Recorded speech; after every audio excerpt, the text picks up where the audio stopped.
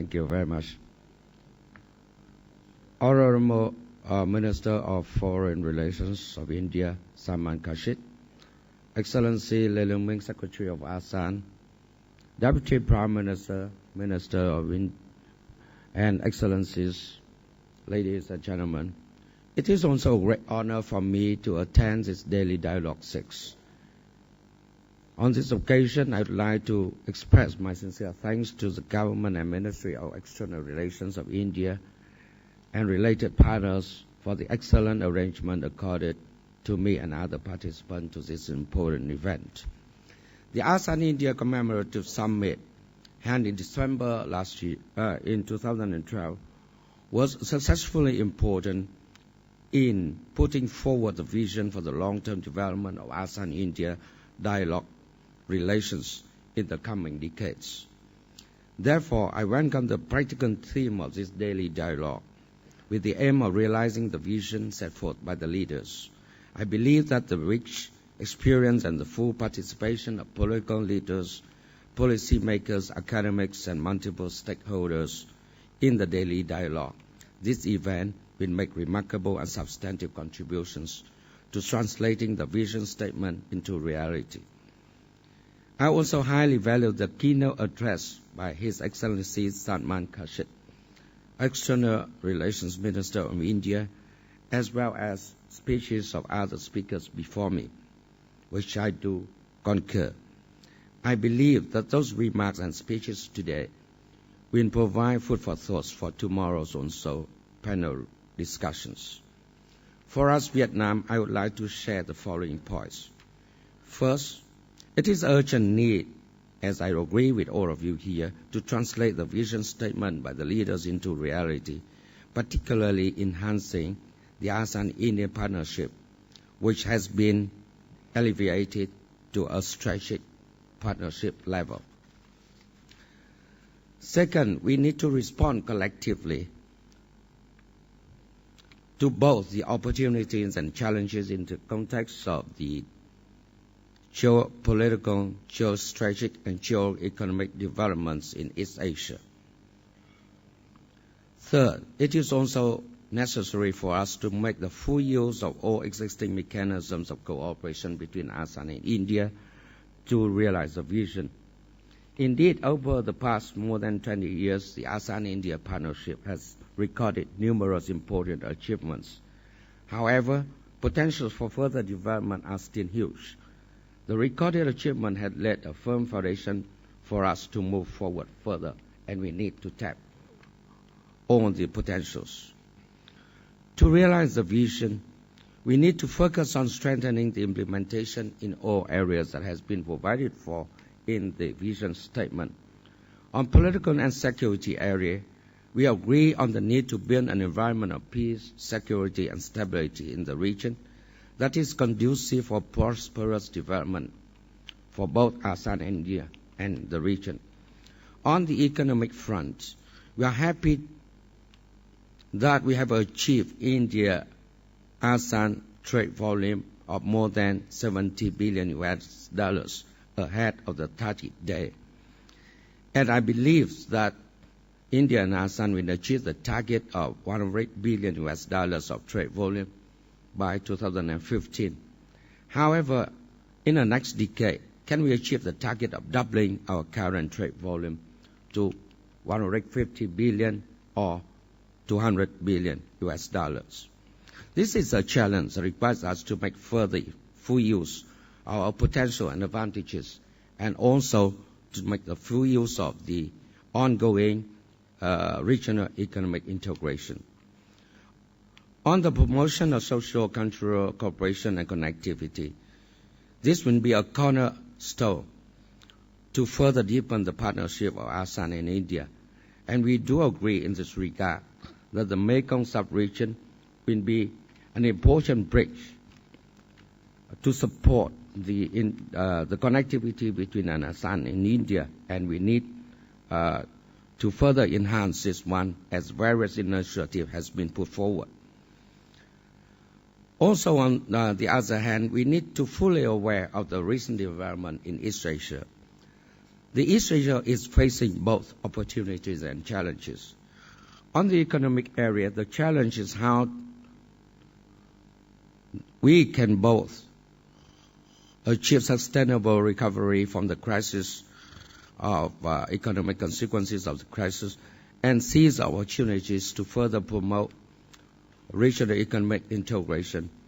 In political and security field, the region is witnessing the growth of ASEAN, the rise of China, the increasing role of India, the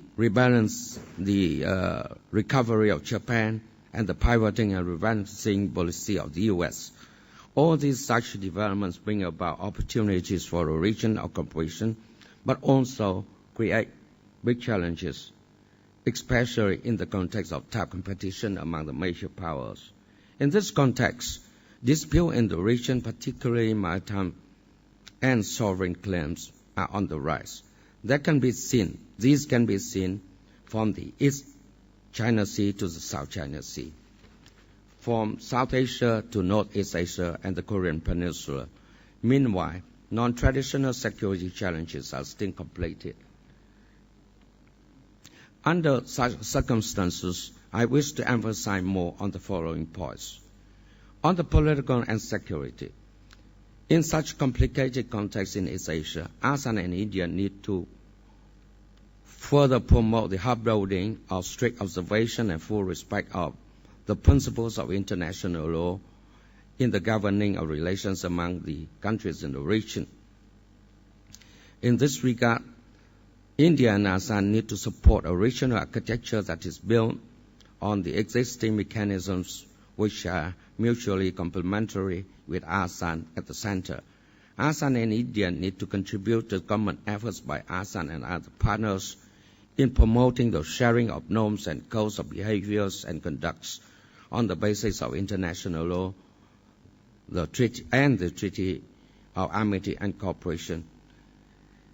I'm of the view that it's time for the countries participating in the EES, including ASEAN and India, to promote the development of a code of conduct for the whole East Asia as well. The principles of the UN Charter, the ASEAN Charter, the TAC, or the Bali Principles will lay a firm reference for us in this endeavor. With regard to the maritime security and the South China Sea issue, regional countries are all concerned over the increasing complex development in this area. Therefore, we need to ensure further dialogue and confidence building, peaceful settlement of disputes on the basis of full respect for international law and the UN Convention on the Law of the Sea. And I think that we need to promote also the respect of the sovereign right and jurisdiction of the littoral states over their continental shelf and exclusive economic zone as provided for under UNCLOS, as well as the freedom and safety of aviation in accordance with the ICAO provisions.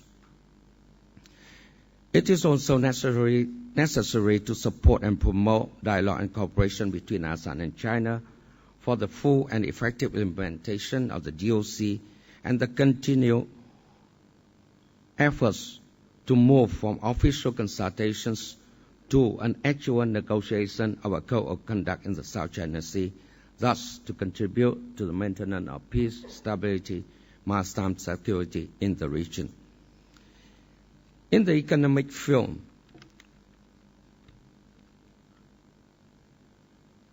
we need to strengthen further efforts in regional integration in East Asia. It is timely to start the official launch.